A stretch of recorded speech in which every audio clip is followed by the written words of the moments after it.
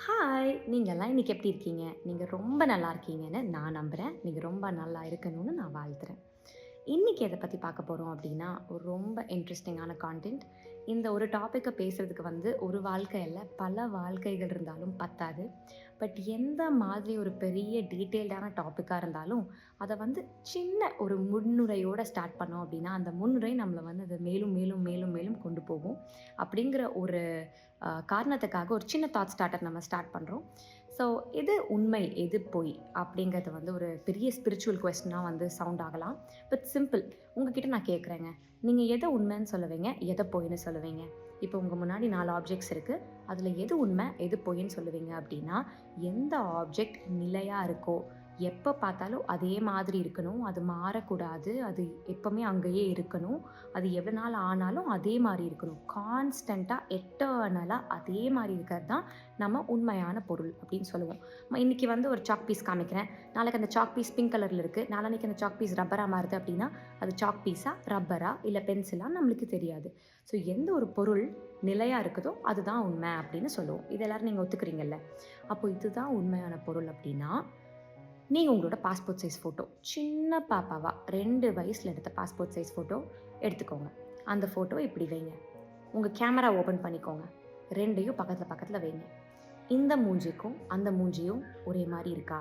அப்படிங்கிறது தான் முதல் கேள்வி. ஜாடை இருக்கலாம். அந்த ஜாடை கூட பாதி பேருக்கு இருக்காது. பட் ஒரு மாரி இருக்கான்னு கேளுங்க. Answer most of the time இல்ல. அந்த மனசு என்ன யோசிச்சதோ, நம்ம இப்ப யோசிக்கிறோமா? அதுதான் 2வது கேள்வி. கண்டிப்பா கிடையாதுங்க. அது புண்ணியமான மனசுங்க. அது எதுவுமே யோசிக்கல. நம்ம தான் ரொம்ப தேவையில்லாத விஷயங்கள்லாம் யோசிக்கிறோம். அதனால அது 2வது கேள்வி. 3வது கேள்வி, அந்த பாஸ்போர்ட் சைஸ்ல இருக்கிற ஃபோட்டோக்கு இருக்கிற அறிவு இப்போ இருக்கா? அது வேணா கொஞ்சம் ஒத்துக்கலாம். அந்த அளவுக்கு இல்லனாலும் கொஞ்சம் ஏதோ பழகியிருக்கோம்னு நம்ம ஒத்துக்கலாம். ஸோ அறிவு, மைண்டு, யோசிச்ச விஷயங்கள், பார்க்கக்கூடிய தன்மை, அப்பியரன்ஸ் எதுவுமே ஒரு மாரி இல்ல. ஆனா அதுவும் நான் தான், இதுவும் நான் தான் அப்படின்னு ஏதோ ஒரு விஷயம் சொல்லுது. ஓகேவா? இந்த நான் யாரு?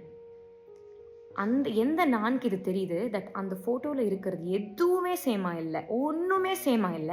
ஆனா அதுவும் இதுவும் ஒண்ணு அப்படின்னு ஏதோ ஒரு விஷயம் நம்மளுக்கு சொல்லுது.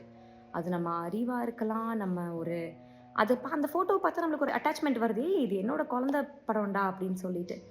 ஸோ ஏதோ ஒரு விஷயம் அத அங்க ஐடென்டிஃபை பண்ணிக்குது உண்மையா. அந்த பிசிக்கல் பாடி கிடையாது, அந்த மைண்ட் கிடையாது, அந்த இன்டெலிஜென்ஸ் கிடையாது.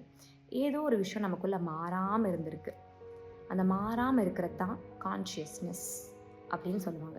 கான்ஷியஸ்னஸ்க்கு தெரியுது அதுவும் இதுவும் ஒண்ணுன்னு. அப்போ நம்ம எல்லாத்துக்குள்ளேயும் மாறாத ஒரு பொருளான கான்ஷியஸ்னஸ் இருக்கு.